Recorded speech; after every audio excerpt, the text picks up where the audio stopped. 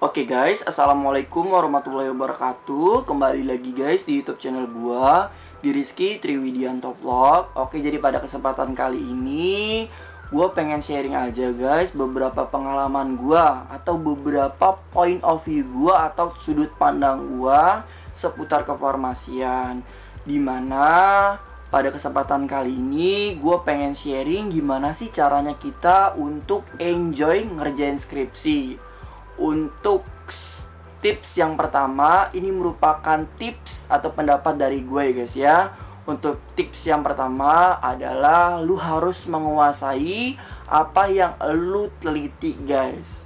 Pada contoh kasus adalah ya lu ketika misalnya di semester sebelumnya lu suka nih guys, istilahnya nggak harus suka, istilahnya basicnya aja nih guys. Misalnya lu basicnya atau sukanya terhadap farmasi klinis, ya lu meneliti di bidang farmasi klinis gitu loh guys. Setidaknya lu harus ada bayangan. Pada contoh kasusnya adalah gua sangat amat suka terhadap farmasi klinis, farmakologi, farmakokinetik istilahnya. Kenapa? Ya karena untuk basicnya gue sendiri, gue merupakan salah satu sebelumnya mahasiswa bekerja sambil berkuliah. Oke, jadi yang kedua adalah lu harus mempunyai tempat yang nyaman guys.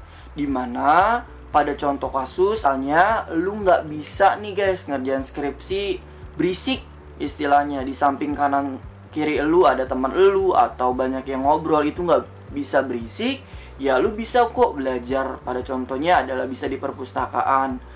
Yang worth it banget adalah lu bisa belajar di Perpustakaan Nasional. Kalau lu tinggal di Jakarta, depan persis dari Monumen Nasional atau Monas. Kalau belajar di Perpustakaan Nasional, lu bisa juga mencari ilmu, mencari informasi seputar skripsi-skripsi terdahulu, mencari buku-buku jurnal yang ada di Perpustakaan Nasional. Dan untuk tempatnya juga sangat, kalau misalnya emang lu gak bisa berisik, sangat bikin konsentrasi dan juga sangat informatif juga ketika lu ngerjain di Perpustakaan Nasional.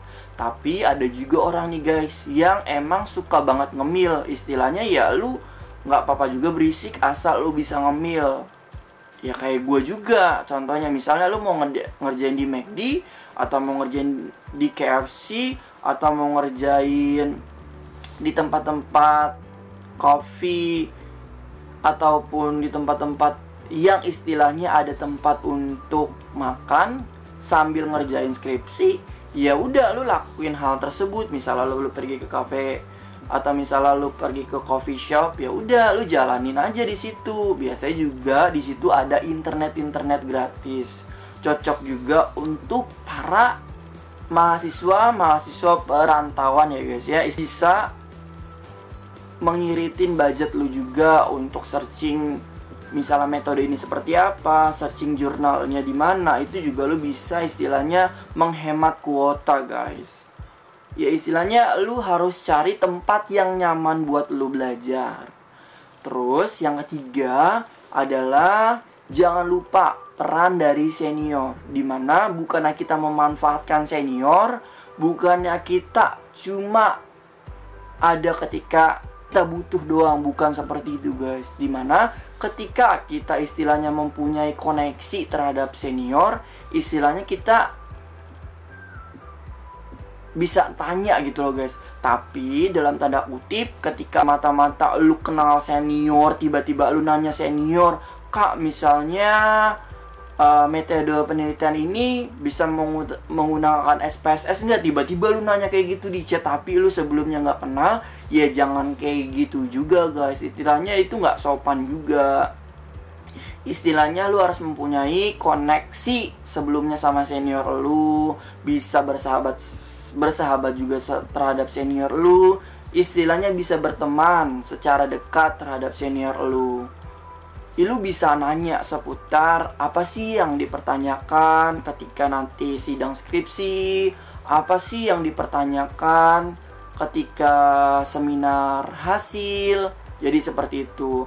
Dan juga lu juga bisa nih guys nanya seputar jurnalnya itu dapatnya dari Google Scholar aja atau dari mana. Terus nanti yang paling penting juga, misalnya lu cek plagiasi, itu cara cek plagiasi itu seperti apa sih? Nah, lu juga bisa nih guys, istilahnya lu nanya sama senior lu. Istilahnya ketika lu mempunyai koneksi antara lu sama senior lu, ataupun lu sama teman-teman lu yang sebelumnya udah lulus, ya lu juga istilahnya bisa jauh lebih cepat untuk menangkap dan meminimalisir istilahnya revisi dari dosen lu. Jadi seperti itu ya guys ya, istilahnya mempunyai koneksi yang lebih terhadap senior. Lalu yang keempat adalah harus mempunyai tanggung jawab. Tanggung jawab di sini adalah ya tanggung jawab kalau misalnya skripsi gua nggak kelar, apa ya dampak negatif gua nanti ke depannya. Kira-kira orang tua gue gimana ya ketika gue tidak menyelesaikan skripsi gue. Terus kira-kira gue percuma gak ya, istilahnya gue udah semester akhir terus gue gak mengerjakan skripsi. Itu pasti yang pertama adalah orang tua yang sangat amat kecewa guys. Dimana ketika orang tua mengharapkan kepada kita sepenuhnya tapi kita tidak serius istilahnya, ya orang tua juga yang bakal kecewa gitu loh guys. Keluarga juga bakal kecewa. Istilahnya ketika kita mengerjakan skripsi, kita harus mempunyai motivasi bahwa ini juga untuk keluarga, dan semoga nanti ilmunya kelak berkah juga untuk keluarga kita. Jadi seperti itu guys. Ketika lu istilahnya bosen banget untuk mengerjakan skripsi dan lu mentok untuk mengerjakan skripsi, istilahnya lu harus mengingat bahwa lu kuliah belum tentu orang lain bisa kuliah seperti lu juga. Belum tentu orang lain mempunyai privilege untuk kuliah seperti lu juga.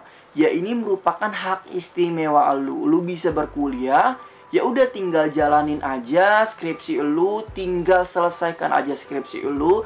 Istilahnya lu udah satu langkah lagi.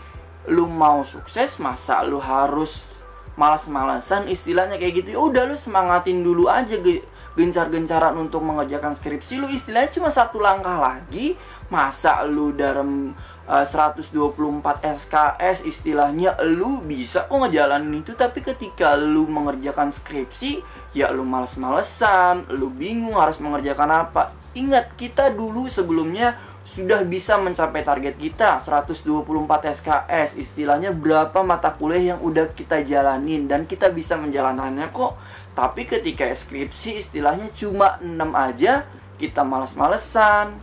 Kita masih bisa nanya kok ke dosen pembimbing kita tentang kebingungan kita. Istilahnya lu harus mempunyai komunikasi juga nih guys. Jangan tiba-tiba lu nggak bisa apa-apa terus lu diem-diem aja sama dosen bimbing lu. Ya mana tahu juga dosen pembimbing lu tentang kesulitan lu. Istilah memang tidak semua dosen pembimbing itu bisa diganggu. Memang tidak seperti itu. Istilahnya ketika lu misalnya emang nggak tahu, ya udah nanya aja sama dosen pembimbing gitu loh.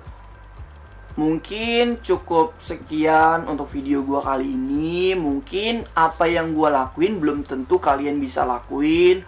Mungkin emang ini merupakan perspektif gua, sudut pandang gua juga terhadap kuliah farmasi, tepatnya dalam pembuatan skripsi guys.